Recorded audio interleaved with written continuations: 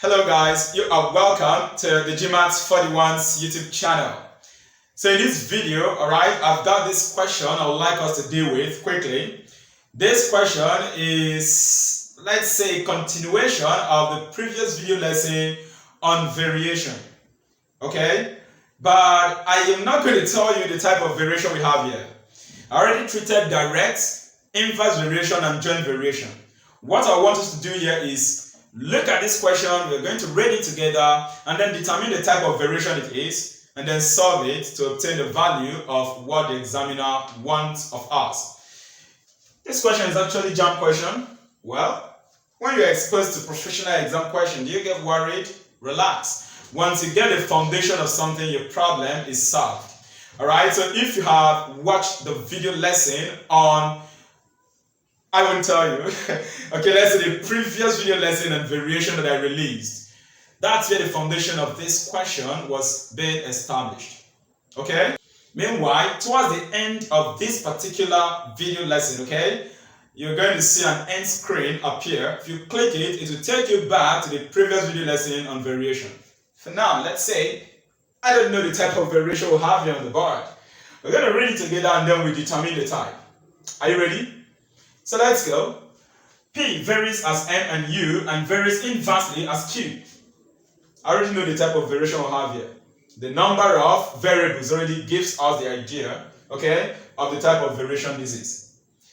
Given that P equals 4, M equals 3, and U equals 2, when Q equals 1, the examiner asks that we should find the value of P when M equals 6, U equals 4, and Q equals 8 over 5. And I'm going to tell you something right away.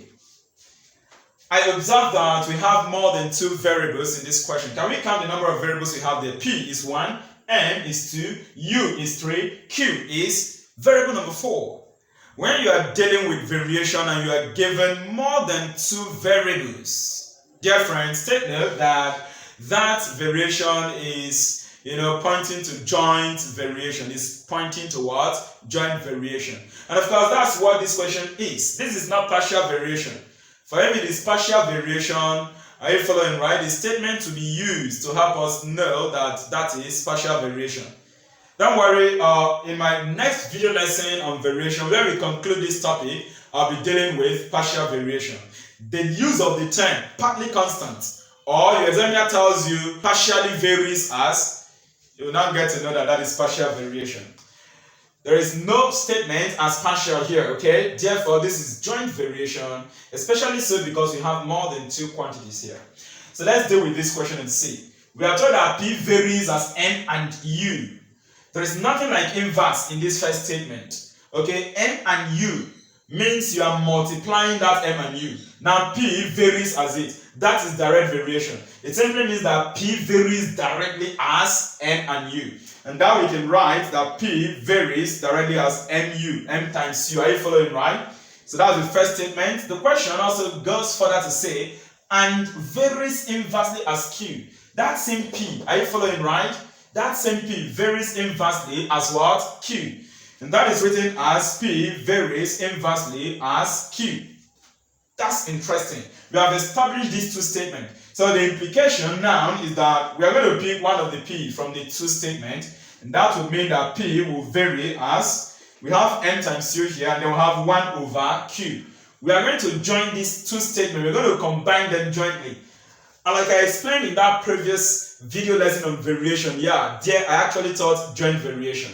I explained that joint variation combines, variation, either direct, or inverse, or direct inverse. It combines them using the sign multiplication. So MU and 1 over Q will be combined using multiplication. So it's going to be MU times 1 over Q, which will give us MU over Q. Are you following, right? And with that statement there, we can say that P is equal to, remove this sign of variation, introduce equal to, and then constant. We'll be using KKK. I think today, I would like to use another alphabet as our constant. What do you think about it? Let's say that the constant of proportionality is C. Let's use C. So it's going to be C times MU over Q. That's going to give us CMU divided by what? Q. And of course, I would like you to take note of this equation. I'll call it equation 1. We're going to use this formula now. Are you getting me right? This equation to obtain the value of C. And to do that, we need these values given to us: P equal to 4, M equal to 3, U equal to 2, and Q equal to 1. I'm going to define this variable. P is equal to, given that P is equal to 4, M is equal to 3, we have U equal to 2, and Q equals 1. Under this condition, we don't know K. So K will be question mark. Now all I have to do is to substitute those values into this equation 1 and then solve for K. We do that. P equal to, our P is 4. So I'm fixing the values here. Are you following right? And then that's going to be equal to C, the constant of proportionality. I don't know. I like K a lot. Is that not so? Place the constant of proportionality. I use C in the question or in the equation there, okay? So maintain that C times our M from here is 3. We're going to multiply it by U. U is 2. And then divide it by Q. Q is 1. If you look at this, 4 is going to be equal to C times 3 times 2. 3 times 2 is 6. Divide everything by 1, you still have 4 equal to C times 6, which will give us that 4 is equal to 6C. Now, solving for C, you'd see that C is equal to 4 all over 6. Now, you divide both sides by 6. And then our C is going to be 2 can reduce this term, and that's going to give us 2 over what? 3. Alright, now that you have gotten the constant of variation, all we have to do is to fix it into equation 1. And then what we are going to get will be the equation, the formula, or the relationship connecting the variables P, M, U, and Q. Are you ready? So we are going to say that this implies that come to this equation 1, copy all the things you have there, but fixing the value of C, which is 2 over 3. So we have P to be equal to, in place of C, I'll write 2 over 3. Now it's going to multiply MU. Look at that. 2 over 3 then times MU over Q. That's going to be MU over Q. So you can write it this way. 2 over 3 MU over Q. But you know that here you have multiplication between the terms there. So it's going to be 2 times N times U, which is simply 2MU all over 3 times Q, which will give you what? 3Q. Are you following? So for that reason, let me just join this division sign, something like this. Then of course, let's put this thing together. No time to waste there. Something of this kind. So this is the relationship. Let's call this equation 1A. You don't need all this label of equation this and that. Why I'm just doing this is to show you like where I obtained it from. Once you get the value of the C, go back to this joint variation, equation, fixing that constant of proportionality. Now let us move on to the last part of the question, where of course the examiner wants you to find something. We are asked to find the value of P. So we can say, alright, we don't know P. Are you following right? And then under that condition, M is 6, U is 4, and Q is 8 over 5. With this, we have to find the value of P. And it's just a simple problem. Are you following right? I have told you that once you obtain the formula, the equation, the relationship connecting the variables, that is what you now need to solve any other thing that the examiner asks you to find. I actually made this statement in the video lesson, alright, the tutorial that dealt with the introductory part of joint variation. So we are going to move on to equation 1A, and then P, we don't know, equal to 2 times M times U. Our M is 6, our U is 4, so substitute here. So we have something like this, 2 times M, which is 6, times U, which is 4. Divided by 3 times Q, and then Q is 8 over 5. So that's going to be 8 all over 5. Alright, now, watch something here. This is the whole denominator. This is the whole denominator, 3 times 8 all over 5. Mathematically, the denominator of the denominator will climb up. It's going to move on to the main numerator. Are you getting me right? It's going to move on to the main numerator. Now, look at this. If there was any fraction on top, the denominator of that fraction will come down. For example, in the case we obtain C to be 2 over 3. If I had written 2 over 3 on top there, that over 3, has to come down, being the denominator of that numerator. That's actually what brought the 3 down as denominator. So remember, coming here, our denominator here has a fraction. So the denominator of that denominator will do what? Move to the main numerator. And of course, that's going to give us 2 times 6 times 4 times 5 all over 3 times 8. And we can reduce this, 2 and 4 will give you 8, 2 times 4 is 8, so that will cancel this 8. And then 3 will divide itself to give you 1. 3 can go into 6 to give you 2. I can see your answer smiling at you there. The value of P is 2 times 5. And 2 times 5 will give you what? 10. So we have actually solved the problem of our examiner in this Jamb question. If you come to the option, the correct answer is what? Option D. That's interesting. I hope you love this, right? So you see, variation is a very interesting and simple topic, okay? Yeah, you want to always bear this in mind. It's interesting, it's important, it has a lot of application in science, yet it is simple.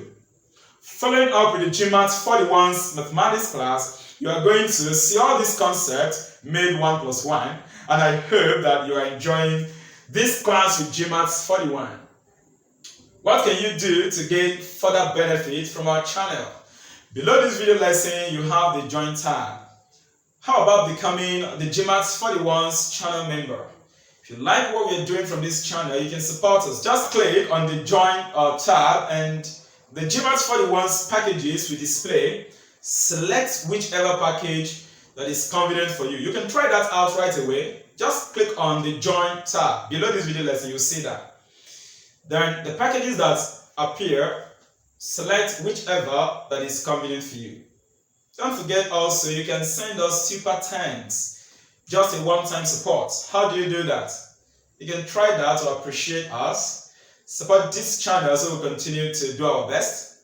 You will see the thanks icon there, just below this video lesson. Okay? Click that thanks button.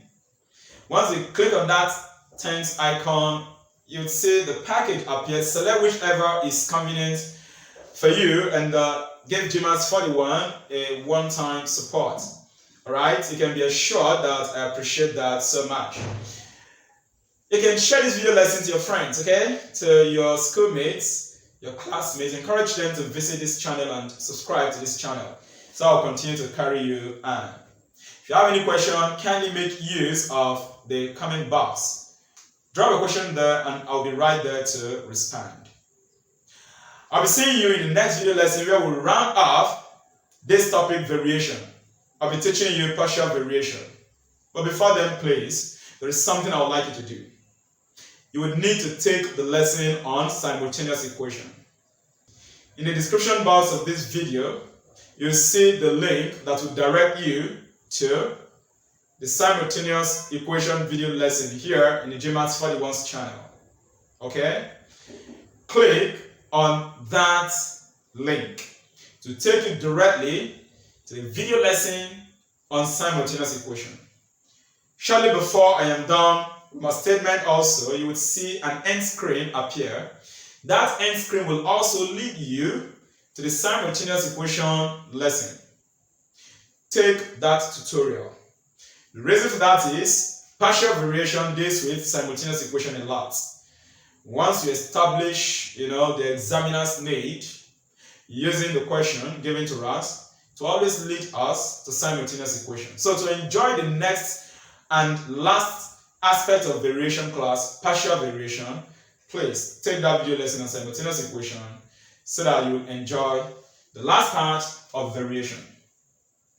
Alright guys, do take your studies seriously. I'll be seeing you in the next video lesson.